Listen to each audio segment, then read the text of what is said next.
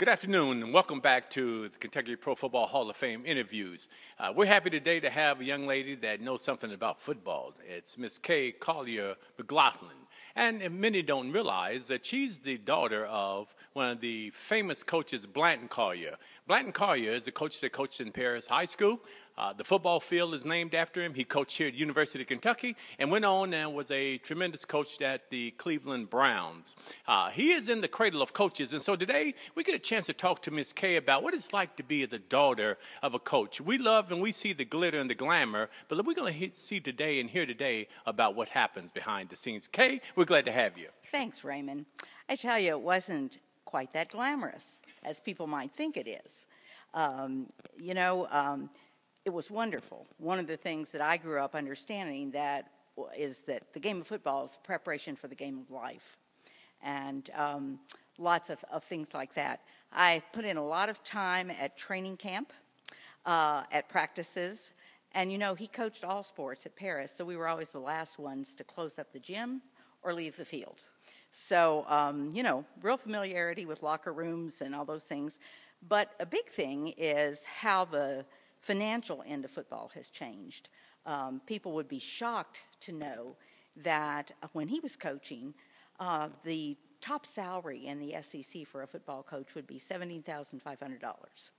Yeah, it's really interesting because when people associate with football, they immediately think of, oh, you made all that money and all the glimmer and the glamour. But, it's really not that way. And you recently did an article that featured a little bit about that.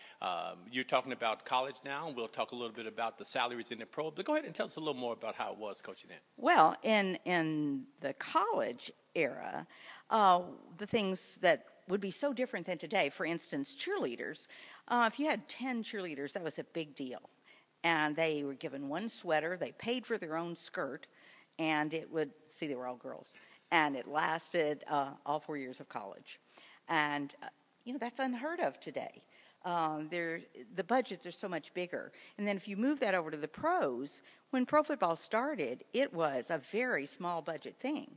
Like they played 6 games a season, and they went back to their day jobs on Monday morning.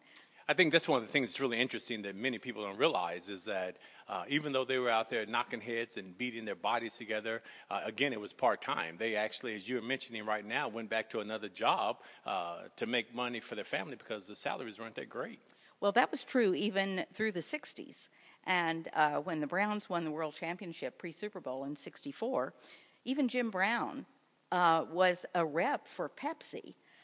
Chuck Noll, who later, came to Hall of Fame status with coach of the Steelers, he had a day job. They had teachers and insurance salesmen, and Frank Ryan, the great quarterback, was still in graduate school carrying around a 400-page textbook that had one math problem in it. So it was a different world. And as somebody from that era said, the idea of football as a career all year round was just not in their vocabulary or their potential. They had to make a living, pay their bills, and then get ready for training camp in a few weeks.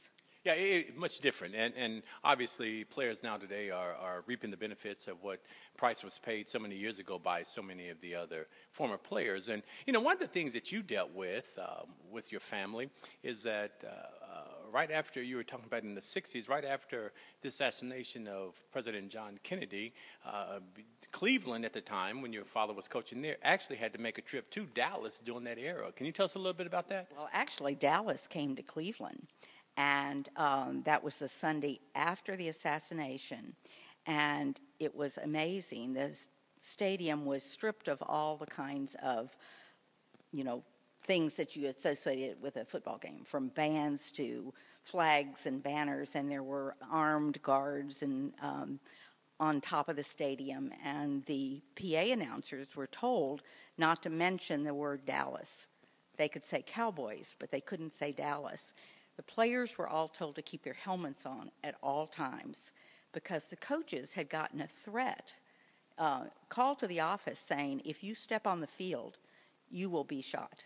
So they were wearing bulletproof vests. Wow. The price that was paid so many years ago, and now the fruits of the labor. Football today is a much different game. And salaries and so forth, the benefits, endorsements. Again, many people paid a dear price to be able to benefit like that. Well, and one of the things I think people don't realize that early on, people were expected, players went both offense and defense. And so the squads were smaller. And then with competition in the leagues, as the leagues grew, then they were looking for specialists, so they had to have more players. And as the AFL came along, and then the USFL and Canadian League, all of these things, there was competition, and we know what competition does, and so players could demand more. But the other thing people don't realize is up until free agency, players were committed to one team for a long period of time. And if they were going to move, they did not benefit. If a player moved to another team, the team he left was paid. The player didn't see the money. So when free agency came along, then it became possible for players to benefit. And, you know, one of the things that I think people have to look at is that the real big money is the owners. And that money comes from TV contracts. And so players were saying, I think I want a piece of this pie. You know, I'm the one cooking it. And so how about getting our share? And I think it's really important to realize how short the average pro football career is. Yeah, that's absolutely correct. I think 4.5 years and you receive pension now. 3.5 years and you receive pension now. You know, one of the things that many aren't aware of is you just mentioned the fact about how free agency came into play. And again, we've been talking about those that went before some of the players that paved the way. You know, our very own Frank Minifield was one of the gentlemen that broke down the walls of free agency. He was obviously one of the greatest defensive backs ever played in the National Football League. But Frank and a few of the other guys were the ones that challenged the NFL on free agency. They later won, and now you see football being what it is today. Exactly, and that was a huge change point, and a lot of people don't know it, so I'm glad you mentioned that. It's just, I think, really significant in those 3.5 average years. It's a risky career.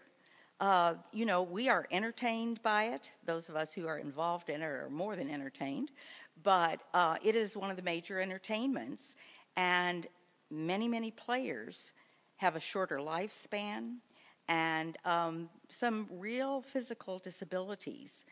Now, they love the game, and most of them will tell you they would play it again, but it's still a high-risk career. And so I think people don't understand that. And it's just, I want people to know that story because, you know, here with the Hall of Fame, it's so important, we think, that we're doing something that just inspires kids. You know, to see our Hall of Famers go down to the Boys and Girls Club, they light up. They see the possibility, and that's worth everything. So, I don't know. I want these guys to get what they can get, and I want to acknowledge that they stand on the shoulders of people who came long before them and gave a lot to make the game that is today possible. There's no doubt about it. And that's one of the things that the Kentucky Pro Football Hall of Fame does. We honor the past to preserve the future. And so with that in mind, again, Kay, we want to say thank you for spending so much of your time with us today, you know, being with us on the Kentucky Hall of Fame video. And we just want to say thank you so much. And thank you for what your dad has done for the game of football. And we just love having you be a part of this team. Thanks, Raymond.